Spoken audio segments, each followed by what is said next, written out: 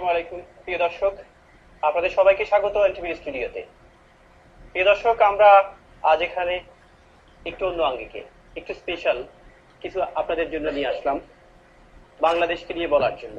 আপনাদের অনেক অভিযোগ ছিল যে আপনারা কল করেন, আমরা ধরতে পারি না, স্পিকার বলতে পারে না, তাই আমরা একটু লং টাইম নিয়ে অনেক বেশি অতিথি নিয়ে আমরা আপনাদের জন্য আজকে এখানে বাংলাদেশকে নিয়ে কথা বলার জন্য, বাংলাদেশের মানুষকে নিয়ে কথা বলার জন্য, আপনাদের জন্য কথা বলার জন্য। প্রিয় দর্শক, আজ আমার সাথে অনেকগুলো গেস্ট যারা ইউকেতে স্ব অবস্থান থেকে প্রতিষ্ঠিত, পলিটিক্যালি, সামাজিকভাবে, ব্যবসায়িকভাবে, শিক্ষাগতভাবে। তারা আজকে আপনাদের জন্য আমাদের বাংলাদেশকে নিয়ে বলবেন, আমাদের বাংলাদেশের মানুষকে নিয়ে বলবেন। আমরা বাংলাদেশকে ভালোবাসি, আমরা যারা প্রবাসে থাকি তারা প্রত্যেকেই চাই বাংলাদেশে শান্তি, বাংলাদেশ সমৃদ্ধি। আমরা চাই না একটি মানুষও অন্যায় অথবা অত্যাচারিত হোক। আমার ডান পাশে আজকে আপনাদের জন্য বলার জন্য উপস্থিত হচ্ছেন councillor Ohid Ahmed, deputy mayor, London borough Tower Hamlets. এরপরে আছেন যারা Biplab Kumar Poddar, member of secretary, national Bangla আইনজীবী সমিতি, আইনজীবী ফোরাম, বাংলাদেশ জাতীয়তাবাদী আইনজীবী ফোরাম। আমার ডান পাশে 3 নম্বর অতিথি হচ্ছেন জনাব Anwaruzzaman Chowdhury, joint secretary, Bangladesh Awami League UK শাখা, এবং উনি সোশ্যাল অ্যাক্টিভিস্ট। আমার ডান পাশে আরেকজন হচ্ছেন জনাব ব্যারিস্টার ফখরুল ইসলাম, যিনি হচ্ছেন মেম্বার অফ অ্যামনেস্টি ইন্টারন্যাশনাল। আমার ডান পাশে আরেকজন গেস্ট হচ্ছেন জনাব নিজুম মজুমদার, ব্লগার এবং অনলাইন অ্যাক্টিভিস্ট। আমার ডান পাশে আরেকজন গেস্ট হচ্ছেন জনাব councillor, ex councillor Joynal Chowdhury. এরপর আমার বাম পাশে হচ্ছেন councillor Rajib Ahmed, speaker, London borough Tower Hamlets. আমার বাম পাশে সেকেন্ড পার্সন হচ্ছেন জনাব barrister Abu Bakar Molla, speaker person, Bangladesh Jamaati Islami Europe. আমার বাম পাশে আরেকজন হচ্ছেন Dewan Mukaddes Chowdhury Niaz, ex convener, Bangladesh Jatiyatabadi Jubodal UK শাখা। এরপরে ডক্টর কে শান্তা, তিনি হচ্ছেন ফাউন্ডার মেম্বার, বাংলাদেশ হিন্দু বৌদ্ধ খ্রিস্টান বন্ধু কাউন্সিল ইউকে। আমার বাম পাশে আরেকজন হচ্ছেন জনাব Foyzul Islam Laskar, ex race and community development officer, Tower Hamlets. এবং আমার বাম পাশে সর্বশেষ অতিথি হচ্ছেন মিস্টার এহতাসামুল হক, যিনি আমাদের কমিউনিটির অনেকগুলা রিসার্চ প্রোগ্রাম নিয়ে কাজ করে থাকেন। প্রিয় দর্শক, আমরা এখানে শুধু বাংলাদেশকে নিয়ে কথা বলার জন্য, কি হচ্ছে বাংলাদেশে, কেন হচ্ছে বাংলাদেশে, কিভাবে সমাধান করা যায়, আমরা চাই অন্তত আজকের এই অনুষ্ঠান থেকে, আজকের এই সম্মানিত দর্শকের কাছ থেকে একটি কথা শুনে বিরোধী দল, সরকারি দল, পুলিশ বাহিনী, যে কোনো জেনারেল পাবলিক একটু যদি আমাদের ফিলিংস বুঝে, আমাদের ইমোশন বুঝে তারা স্টপ হয়ে যায়, আর কোনো দ্বন্দ্ব নয়, বাংলাদেশে আবার শান্তি ফিরে আসবে। এটাই আজকের এনটিভি স্টুডিও থেকে সবার প্রতি আমাদের চাওয়া। আমি প্রথমে যাচ্ছিলাম জনাব আনোয়ারুজ্জামান চৌধুরীর কাছে। কেমন আছেন আপনি? আমি ভালো আছি ইনশাল্লাহ। আচ্ছা জনাব চৌধুরী, যে জিনিসটা আমরা আজকে দেখলাম নিউজ পেপারের মাধ্যমে, বিএনপি বিএনপি আজকে যখন তাদের মিছিল করতে বের হলো, সেখানে শুট করা হলো, এটা কি নৈতিক, এটা কি ডেমোক্রেসি একটা কান্ট্রিতে হওয়া উচিত বলে আপনি মনে করেন? ধন্যবাদ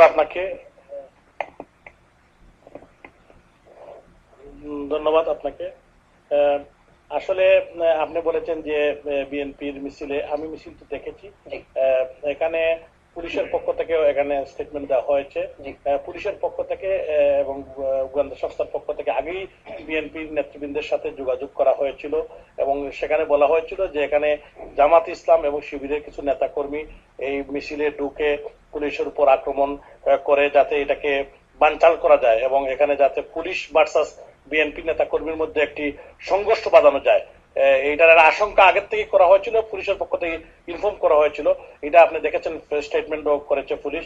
এবং এরকমই একটি ঘটনা পরে ঘটেছে যে পিছন থেকে সহিংস লাঠিসোঁটা নিয়ে পুলিশের উপর আক্রমণ করেছে, পরে পুলিশ আত্মরক্ষার্থে অবশ্যই। ধন্যবাদ জনাব চৌধুরী, আনোয়ারুজ্জামান চৌধুরী। আমি আপনার কথা প্রসঙ্গে যাচ্ছিলাম জনাব নিয়াজ সাহেব আপনার কাছে। উনি বলছেন যে তারা প্রথমে আক্রমণ করছে এবং যে তারা অর্থাৎ এই ধরনের একটা তৈরি করা জিনিস ছিল, এই ব্যাপারে আপনার ওপিনিয়নটা কি? ধন্যবাদ। সভাপতি আমাদের জনাব আনোয়ারুজ্জামান চৌধুরী সাহেব বাংলাদেশ আওয়ামী লীগের একজন সক্রিয় নেতা। স্বাভাবিক কারণে এবং বাংলাদেশ আওয়ামী লীগ ক্ষমতায় এবং রাষ্ট্রযন্ত্র তাদের নিয়ন্ত্রণে। স্বাভাবিক কারণে উনি তার রাষ্ট্রর যে অ্যাকশনটা নেওয়া হয়েছে রাষ্ট্রের পক্ষ থেকে অথবা পুলিশের পক্ষ থেকে সেটাকে উনি ডিফেন্ড করবেন, এটা খুবই স্বাভাবিক। কিন্তু ওনার কথার সূত্র ধরে আমি যদি বলি যে যদি পুলিশের কাছে এই ধরনের ইনফরমেশন আগেই ছিল যে জামায়াত শিবির এই সমাবেশে ঢুকে পুলিশের প্রতি আক্রমণ করবে বা এই সমাবেশটাকে ভণ্ডুল করার চেষ্টা করবে, তাহলে আমার প্রশ্ন, বাংলাদেশের পুলিশ কি এতটাই অকার্যকর হয়ে গেছে, দলীয়করণের মাধ্যমে পুলিশ কি এতটাই ইনএফেক্টিভ হয়ে গেছে যে তারা কেন আগে তাহলে ব্যবস্থা নিল না যাতে করে কেউ এই ধরনের লোক কেউ এই সমাবেশে ঢুকে সমাবেশটাকে বানচাল করতে পারে? আসলে সরকার চেয়েছিল এই ধরনের একটি ঘটনা। আমি মনে করি জামাত শিবির নয়, সরকারের মদতপুষ্ট লোকেরাই এই সমাবেশে ঢুকে এই ধরনের পরিস্থিতি সৃষ্টি করেছে যাহাতে পুলিশ এই ধরনের একটি স্টেটমেন্ট। ধন্যবাদ মিয়া সাহেব। নিজে মজুমদার সাহেব, আপনি আমাকে একটু বলবেন যে আনোয়ার ভাই বলছে যে এটা একটা জামাত বা বিএনপির একটা প্ল্যান ছিল, উনি বলছে না এটা সরকার তৈরি করছে। আপনার ওপিনিয়নটা কি? আপনি একজন অনলাইন অ্যাক্টিভিস্ট এবং ব্লগার। এইসব ধরনের পলিটিক্যাল সিচুয়েশন গুলো আসলে আমি সাধারণত কমেন্ট করতে খুব এজন্য আপনাকে বলা একটু একটু বিব্রত বোধ করি। সেটা হচ্ছে যে আপনারা তো জানেন যে এই রাজাকার দেলোয়ার হোসেন সাঈদীর দেলু রাজাকার তার রায়টা দেওয়ার পরে যে দেশে অস্থিতিশীল পরিবেশ তৈরি করা হয়েছে। তো এখানে একটা গুড পয়েন্ট আমার কাছে মনে হচ্ছে যে যিনি বললেন যে যদি পুলিশের কাছে এই ধরনের ইনফরমেশন থাকতোই তাহলে এটা কেন আগে প্রোটেক্ট করা হলো না।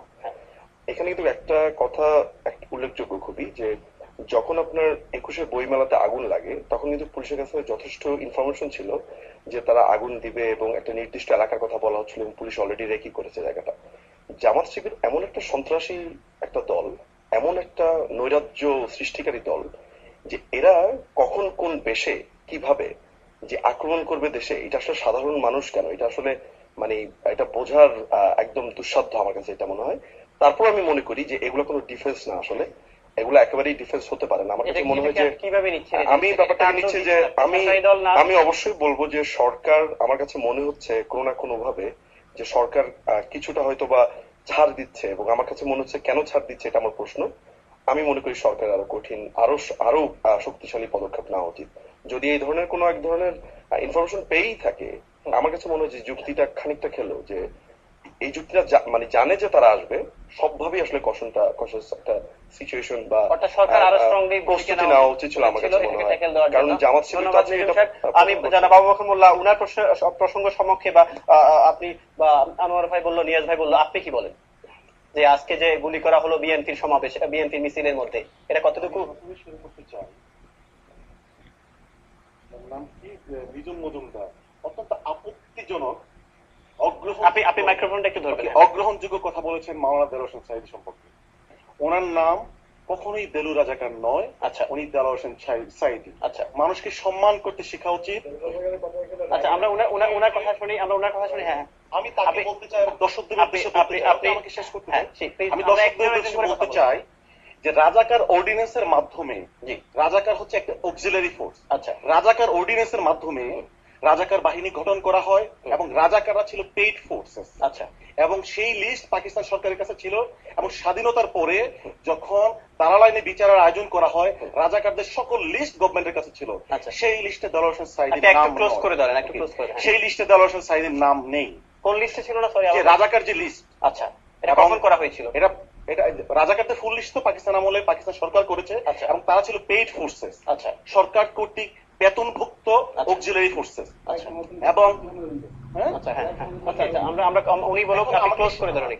এখন কথা হচ্ছে যে ৭২-এ যে মানে যে বিচার শুরু হয়েছিল মানে দালালের মাধ্যমে, সেখানে যে ১ লক্ষ লোককে অ্যারেস্ট করা হয়েছিল, ৩৭,০০০ লোকের বিরুদ্ধে মামলা করা হয়েছিল, সেখানে মাওলানা দেলোয়ার হোসেন সাঈদীর নাম ছিল না। তার বক্তব্যটি আইনগতভাবে মরালি অগ্রগতি। ওনার নাম আমি তীব্র নিন্দা জানাচ্ছি। ওনার নাম 2009-এ প্রথম দেলোয়ার হোসেন সাঈদীর বিরুদ্ধে মামলা করা হয়। বাংলাদেশে কখনো কোন দলিল পথে দেলোয়ার হোসেন সাঈদীর নাম দেলু রাজাকার ছিল না। ধন্যবাদ।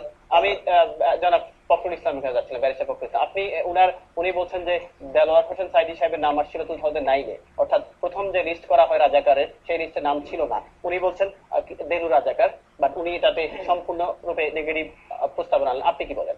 ধন্যবাদ আপনাকে। আসলে মাইক্রোফোনটা একটু ক্লোজ করে দেন। অন করাই আছে, আপনি জাস্ট ক্লোজ করেন। ধন্যবাদ আপনাকে।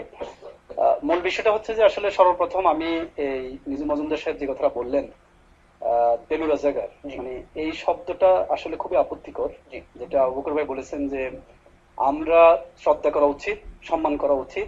একজন ব্যক্তির বিরুদ্ধে অভিযোগ এসেছে, সেই অভিযোগ আদালতে বিচারাধীন আছেন, যদিও সেই ট্রাইব্যুনালকে আমরা কোনোভাবেই মনে করি না যে সেটা একটা নিরপেক্ষ ট্রাইব্যুনাল। আমরা নয়, সারা পৃথিবীর কোথাও এই ট্রাইব্যুনালকে স্বীকৃতি দেওয়া হয়নি। কোন ট্রাইব্যুনালকে? এই যে ট্রাইব্যুনালের মাধ্যমে সাইদি সাহেবের বিরুদ্ধে মামলার রায়টা দেওয়া হলো। আচ্ছা, এই ট্রাইব্যুনালকে সারা পৃথিবীর কোন জায়গায় কোন সংস্থা বা মানবাধিকার সংস্থা অথবা যেই সংস্থাগুলা বিশ্বের আইন ব্যবস্থাকে নিয়ন্ত্রণ করে তারা কেউই এই ট্রাইব্যুনালকে স্বীকৃতি দেননি। আচ্ছা আচ্ছা, তো এই ক্ষেত্রে আমি বলবো যে এই আপত্তিকর কথাগুলা আসলে না বলাটাই বেটার। আচ্ছা, এবং না বলাটা বেটার বলতে আমি বলবো এটা প্রত্যাহার করা উচিত। কারণ আপনার আমি শুধু একটা জিনিস আপনাকে বলি, দেখেন শেখ মুজিবুর রহমান একজন জাতীয় পর্যায়ের ব্যক্তিত্ব ছিলেন, নেতা ছিলেন। উনি যখন মারা গেছেন তখন বাংলাদেশে কিন্তু একটা মিছিলও হয়নি। আচ্ছা, সাইদি সাহেবের শুধু রায় ঘোষণার পরে এ পর্যন্ত মানে অসংখ্য মানুষ তাদের জীবনকে উৎসর্গ করেছেন, কারণ মানুষের আবেগ ওনার সাথে জড়িত এবং মানুষ ওনাকে শ্রদ্ধা করে।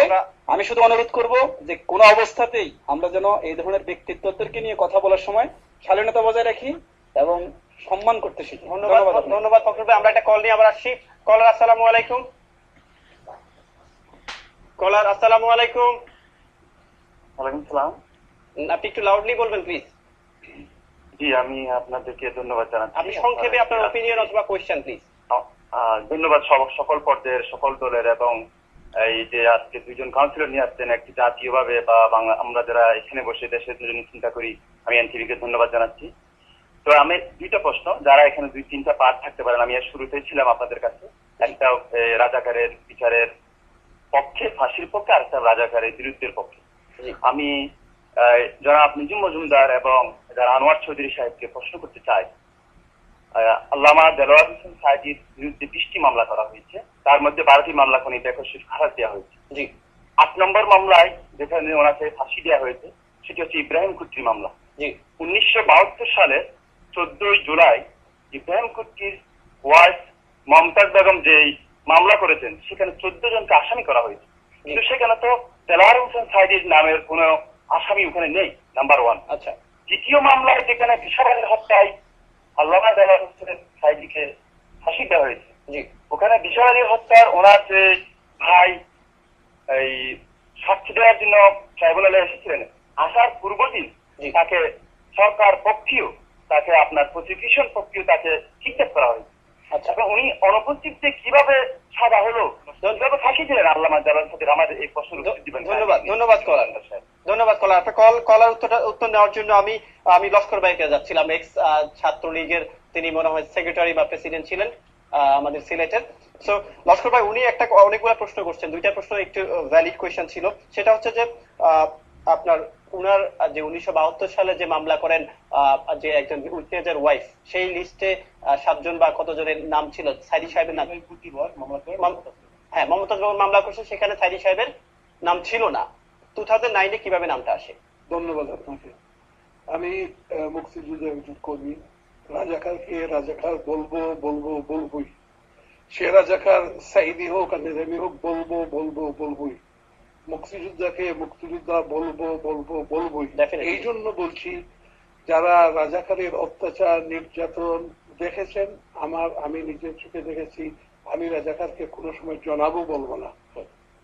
37,000 যাদেরকে বঙ্গবন্ধুর সময়ে গ্রেফতার করে জেলে দেওয়া হয়েছিল, সেই 37,000-এর পর্যায়ক্রমিক বিচার চলছিল। আচ্ছা, সেই পর্যায়ক্রমিক বিচারের মাঝে 1974 সালে বঙ্গবন্ধু কিছু কিছু লোককে ক্ষমার আওতায় নিয়ে এসেছিলেন এবং পরবর্তী পর্যায়ে দালাল আইনটা বাতিল করেছিলেন। কিন্তু যারা বিভিন্ন সময়ে অগ্নিসংযোগ, নারী নির্যাতন এবং মানুষ হত্যায় সরাসরি জড়িত ছিল, তাদেরকে ক্ষমা করেননি। 37,000-এর লিস্টে দিলু রাজাকারের নাম ছিল কি না ছিল, সেই বিতর্ক করতে গেলেই বলতে হবে 1971-72 সালে দেশ স্বাধীন হবার পর রাজাকারের কোন লিস্ট কেন্দ্রীয়ভাবে পাওয়া যায়নি। রাজাকারের লিস্ট জেলাভিত্তিক সংগ্রহ করা হয়েছিল এবং জেলাভিত্তিক সংগ্রহ করার মধ্যে রাজাকারদের মাঝে বিভিন্ন ক্রাইটেরিয়া সৃষ্টি করা হয়েছিল, 5টি ক্রাইটেরিয়ায়, যে সকল রাজাকাররা নারী নির্যাতনে অগ্নিসংযোগে ইনভলভ ছিল তাদের ক্ষমা করা হয়নি। যেমন আজকে ওই লিস্টের মধ্যে দেলোয়ার হোসেন সাঈদী সাহেবের নাম ছিল না কেন? যারা বলছেন লিস্টে নাম ছিল না, অবশ্যই নাম ছিল, অবশ্যই, এই জন্য বলি অবশ্যই না। আমাদের যার জানি আপনি প্লিজ এখানে আপনারা আপনাদের কথা যখন বলেছেন আমি থ্যাংক ইউ আমরা চুপ থেকে আমরা পরামর্শ শ্রোতাপতে শ্রদ্ধা, থ্যাংক ইউ। আমি মিথ্যা কথা আপনি মিথ্যা আপনি আপনার কথা উল্টো করেন, আপনাদের কাছে আপনি আমাকে মিথ্যা কথা বলি নাই। লস্কর ভাই আমার কাছে অবশ্যই আপনি আপনার কথা বলে যান, আমি প্রমাণ আপনার কাছে আপনাদের প্রমাণ করে দেব। আমরা আপনার কথা বলেন আপনি 1000 বার বলবো আমি মিথ্যা বলিনি, আমি সত্য বলছি। আমি কি বলতে পারি? আমি 1000 বার বলবো, আমি 1000 বার বলবো।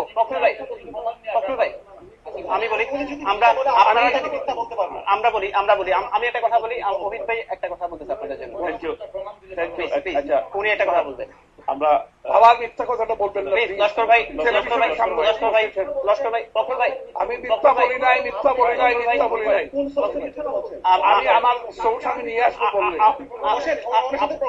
আপনারা ওকে ফাইন। আমাদের উনি একটা কথা বলতেছেন, লস্কর ভাই আমাদের আগে কথা বলবেন। লস্কর ভাই আমি থ্যাংক ইউ। এখানে আমরা আসছি একটা টিভি ডিবেটে। হ্যাঁ, এটা একটা আমার মনে হয় যে সকলে এটার মর্যাদা রক্ষা করা দরকার। সকলেই রাজনৈতিক বিভিন্ন মতাদর্শ থাকতে পারে, রাজনৈতিক ভাবে আপনারা কথা বলবেন। আপনি গতকাল আপনাকে আমি শ্রদ্ধা করি, আপনাকে বিভিন্ন কারণে শ্রদ্ধা করি। আপনার যে রেসিলেশন ওয়ার্ক আছে এই দেশে, আমার নিজের এটা মানে ব্যাকগ্রাউন্ড, আমি এইটার ব্যাপারে অনেক কাজ করি, তার জন্য রেসপেক্ট। কিন্তু আপনি খুব অত্যুচিত হইয়া বলবো এগুলো বলার দরকার নেই। আপনারা সিমিলারলি যে একজনে বললেও যে এমন কিছু চলে যাবে, আপনাদের পুরো পৃথিবীটা উল্টে যাবে এখানে বললে, তাও না। কিন্তু আমরা সুন্দরভাবে এখানে আমরা ব্রিটিশের আপনার মিডিয়া থাকি, আমরা সুন্দরভাবে আমরা কথাটা বলি, অ্যাপ্রোচ করি। আমরা যারা আমরা পাবলিকরা দেখতে পাই, সব লোকরা দেখতে পাই, আমরা যারা সুন্দরভাবে কথা বলি। কারণ আজকের পারফরমেন্স আপনারা কিন্তু কালকে সকালে আপনার রাস্তায় দেখলে হয়তো সালাম দিবেন না, বলবে এটা ব্যর্থ। আমারও বলতে পারে আমি যদি কথাবার্তা সুন্দরভাবে না বলি। তো আপনারা সুন্দরভাবে, আপনারা প্রত্যেকেই জ্ঞানী। আমি দেখছি অনেক ডিবেট আপনারা প্রত্যেকেই খুব সুন্দর কথা বলেন, কিন্তু আবার রাগ হলে কিন্তু আপনার পয়েন্টও হারিয়ে ফেলবেন। তো রাগ করার কোনো দরকার নাই। বাংলাদেশে অনেক জিনিস হচ্ছে, আমাদের এই দেশের পার্সপেক্টিভ থেকে আমাদেরও কিছু বলার আছে। আপনারা সুন্দরভাবে কথা বলেন, ইনশাল্লাহ আমরাও আসবো আর আমরা কথা বলবো ইনশাল্লাহ। ধন্যবাদ। একটা জিনিস আমি সবাইকে বলতেছি, আপনারা দয়া করে কাউকে কোনো ব্যক্তিকে অসম্মান করে কথা বলবেন না। আপনার যতই দীক্ষা থাকুক, আপনার মনের ভিতরে আপনার। প্রিয় দর্শক, আপনারা দেখছিলেন এনটিভির জনপ্রিয় অনুষ্ঠান সময়ের সাথে। আমরা কিছুক্ষণের জন্য বিজ্ঞাপন বিরতিতে যাচ্ছি। আপনারা আবার বিজ্ঞাপন বিরতির পর আমাদের আলোচনা শুনবেন, বাংলাদেশকে নিয়ে কথা শুনবেন। ধন্যবাদ ভাই। আমি একটু আমাকে